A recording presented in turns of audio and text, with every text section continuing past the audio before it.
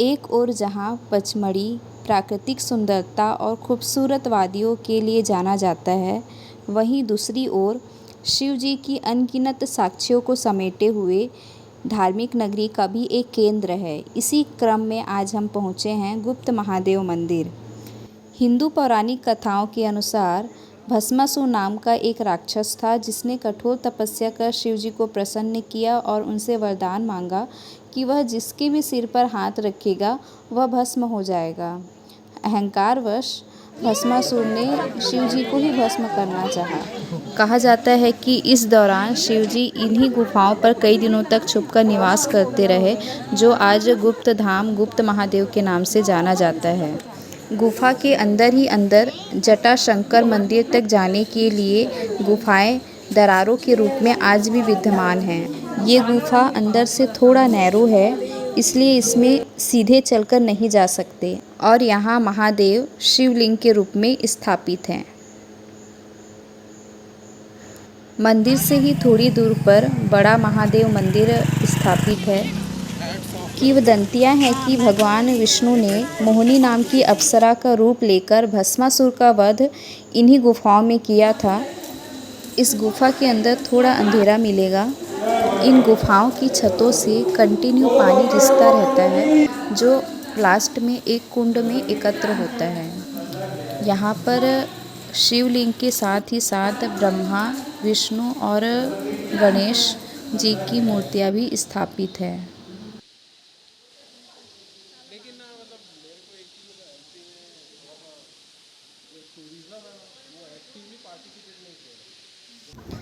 पचमढ़ी का सबसे कठिन लेकिन सबसे सुंदर प्राकृतिक धरोहरों में से एक है चौरागढ़। बड़ा महादेव, गुप्त महादेव और चौरागढ़ तीनों का प्रवेश मार्ग एक ही है, जो पचमढ़ी से कुछ 10 किलोमीटर की दूरी पर स्थित है। और यहाँ से प्रारंभ होता है चौरागढ़ मंदिर की चढ़ाई। और इस मंदिर तक पहुँचने के लिए 1300 से अधिक सीढ़ियाँ चढ़नी पड़ती है, जो यहाँ से स्टार्ट होती है। मंदिर के मार्ग में ही प्राकृतिक रूप से बनी हुई एक गुफा, जिसे सीता नहानी गुफा के नाम से जाना जाता है। कहा जाता है कि वनवास के दौरान माता सीता यहाँ आकर रुकी हुई थी। बाकी सीता नहानी गुफा के अंदर पत्थरों को एक के ऊपर एक गढ़ कर रखा हुआ देखा जा सकता है।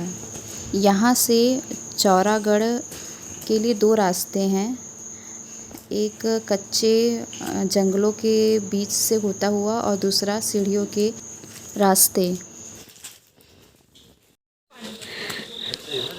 ये टपक रहा है ना? ये हाँ टपक रहा है।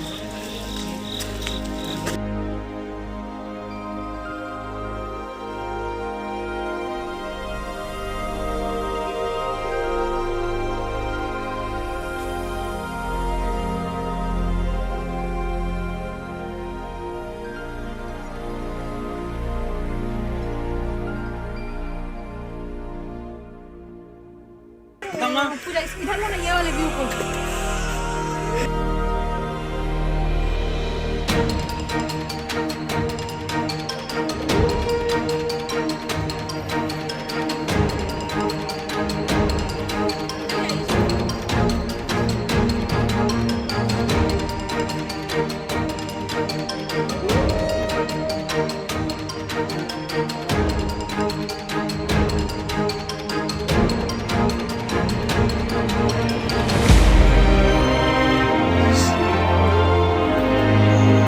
और इस प्रकार कुछ 1365 सीढ़ियाँ पार करते हुए पर्वतों की खड़ी चढ़ाई, ऊंचे ऊंचे पेड़ों के तले पैदल की हुई यात्रा और अंत में मधुर भजन के बीच चौरेश्वर महादेव की विशाल सुकून देने वाली प्रतिमा के दर्शन।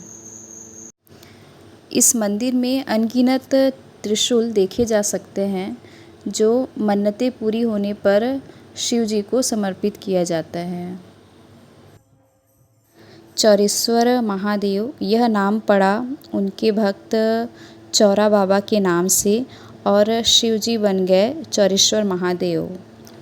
कहा जाता है कि चौरा बाबा की तपस्या से प्रसन्न होकर शिवजी ने उन्हें दर्शन दिया था और त्रिशूल के रूप में यहीं अंतर्ध्यान हो गए थे।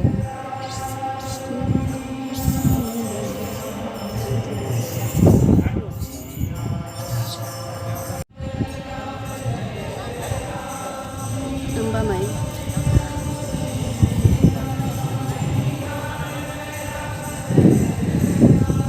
ये था चौरेश्वर महादेव का मंदिर, जिसकी चढ़ाई जितनी कठिन थी, मंजिल उतना ही सुकून देने वाला था।